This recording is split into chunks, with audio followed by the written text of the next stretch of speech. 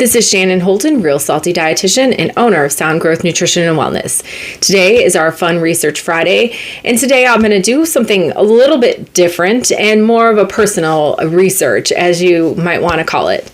But first, I did want to say congratulations to Michigan for passing through their legislature the licensure bill so that Michigan dietitians can be licensed and there is more protection in the nutrition community in the state. It has to be signed by the governor, but ultimately is a really great step in having one of the only states that's left without licensure. So congrats to Michigan dietitians. The personal aspect that I wanted to talk about today is my own kind of little bit of a research project with myself. I have been taking one of the weight loss injections for about 7 weeks now. I really was interested in having that personal experience. I think that I'm a lived experience dietitian. I always tell people that once I had my own children, I became a much better pediatric dietitian in respect to being able to empathize, sympathize, and understand some of the challenges that parents go through. So much the same as moving into my outpatient practice and wellness adventure, I thought I technically meet some of the criteria for those medications. Over the last year, I've been going through that awful thing that women do called menopause, which has resulted in basically an immovable object when it comes to weight loss. And in fact, had gained quite a bit of weight in the past year because of my metabolism changes, my body changes with taking into consideration those things that happen when you reach a certain age. I have been overwhelmed a little bit by some of the things that have happened. So I kind of wanted to highlight my own experiences. It's a big risk for me. I think dietitians fear judgment from the community and consumers more than people realize. We often get called the food police, but in reality, a lot of times we're concerned that people are kind of judging and looking at us differently because of the things that we do or expecting a certain level of perfection when it comes to the nutrition aspect because of what our profession is. The reality is we're real people. We all carry different genetics, different body sizes and types. I've mentioned before, I've always been somebody that is a more solidly built person and have always had to really push and struggle and work hard at maintaining a healthy weight. So I had started on this adventure. I had a conversation with my endocrinologist that I see for my thyroid, and she said, "Do you want it?" And I went home and I thought about it for 2 weeks before I went into the portal and sent a message and said, "You know what? I'm going to do this." And I'm doing it, number one, because I would like to lose some of that extra weight that I've put on in the past year. But number two, I thought this is a really great opportunity for me to have real life personal experience to understand and know what potential clients are experiencing when they're taking these medications. So the first thing I wanted to say is that in almost 7 weeks, I have lost 26 pounds. That is a tremendous amount of weight. Honestly, we don't typically recommend people lose weight that fast, but I'll go into explaining a couple of reasons why that's happening and kind of what I know that physiologically is going on, and then look at some of the benefits as well, because I don't want to have a biased one-sided opinion of it. So the first thing is the main reason that it comes off and potentially so fast is that I've had zero appetite.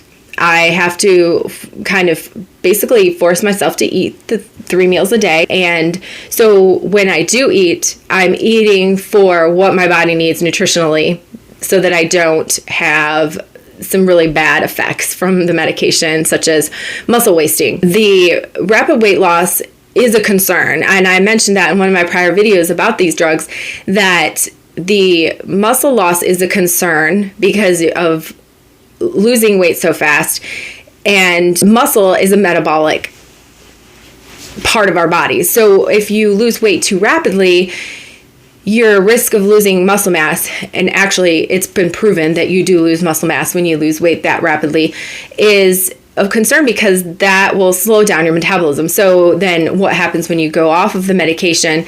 And that's the thing that's running through my mind as I'm taking this. I have, with the consultation with my provider, we are doing the Zepbound version of the injection medication. People are probably most familiar with the Ozempic, Wegovy. The Zepbound is just the newest one and works very similarly. So in all reality, as the scientist person that I am, and maybe a dork, I've been kind of monitoring my physical exams. So dietitians perform nutrition-focused physical exams to assess for malnutrition. And doing that, you assess fat and muscle groups. I have noticed, and I think that last night was kind of the first moment where I really noticed that I actually do think that I am experiencing a degree of muscle loss because I've had a hard time eating and I've lost weight so rapidly. That's, enough to make me kind of stop, evaluate. And part of the reason why I just decided to go ahead and lay it out there and tell my story, because me, who I know what I'm supposed to be doing and trying to accomplish with this, am still having a hard time being able to maintain a healthy body composition. So that is a concern, because if you have people who aren't following any kind of specific nutritional recommendations and nutritional advice with this medication, they would not necessarily be focusing on the right foods to eat in those times when it's hard to eat and you have to force yourself to eat. So that's something that really shined a light on the need for a dietitian to really be involved with people who are taking these medications. The other thing that, one of my goals was to make sure that I didn't lose muscle mass, was to focus on exercise. So increasing my exercise from just walking to incorporating some resistance. I've been able to do that some days a week, but to be perfectly honest, the medication makes you really nauseous too. So there's several days of the week where you just kind of have this low-grade nausea like hanging around. And I'm grateful that I haven't had those GI extreme side effects. But it has made me nauseous, and that doesn't make you want to get up and run or do any kind of vigorous exercise because of the level of nausea that exists. So there's a little bit of a competing priority there. You're not able to do the things that you should do in order to maintain health while still taking the medication.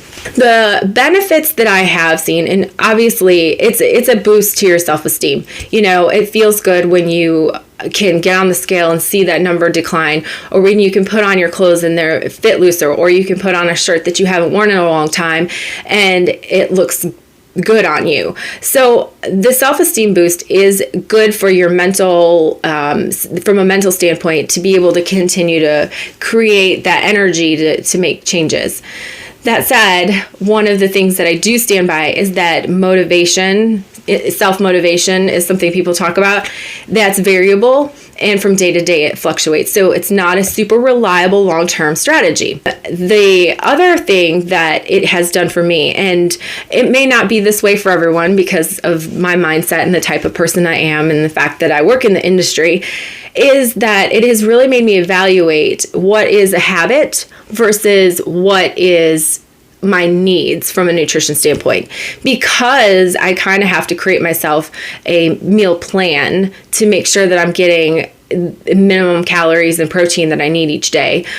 I have to intentionally think about the things that I'm eating and what I was eating and how that relates more to a habit than it was related to what my body actually needs. Hope is that I can sustain that long term.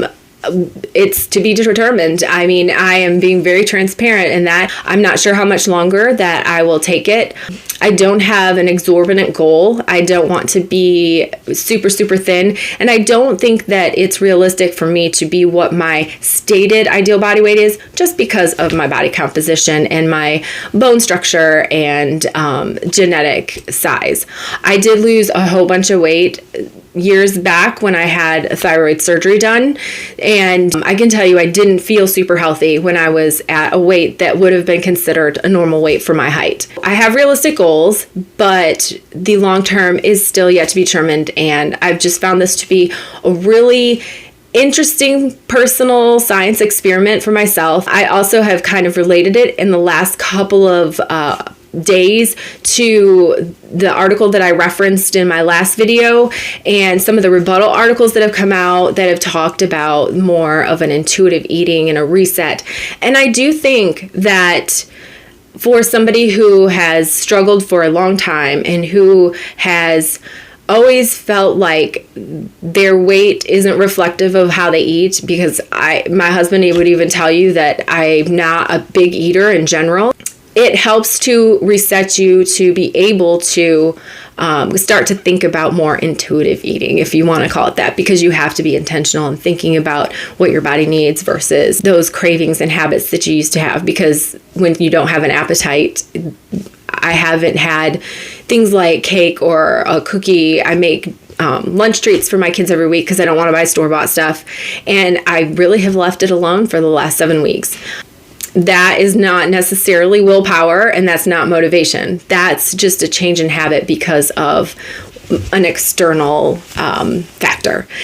So I wanted to be able to share today and give a really personal insight into my experience. It makes me vulnerable, and it's a little scary as a dietitian and the judgment, but it also hopefully can help to be relatable and hope that maybe those that are taking them or considering taking them think about perhaps reaching out and having a dietitian to assist you with the things that your body needs in order to maintain health. One last little bit that I will mention that kind of hit me hard, and I think that's probably what hit me the most yesterday, was the facial changes. When Ozempic first got really big, there was a term coined called Ozempic face.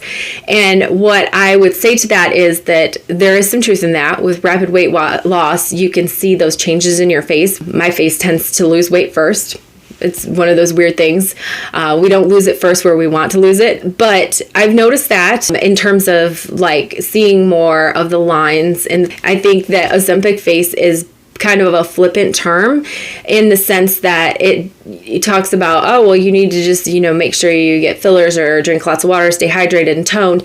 And that's true. But I do think that there is a degree of malnutrition that comes in if you start seeing really big changes in your face. I haven't seen major, like I said, I do my physical exam, and the things that you would be looking for would be things like loss of muscle in the temporal area. That I haven't seen, so that's good news. It is something to consider when taking these, that if you do have a little bit of vanity, you may be uncomfortable with some of those changes that happen. I hope everybody has a great weekend, and we'll talk to you soon.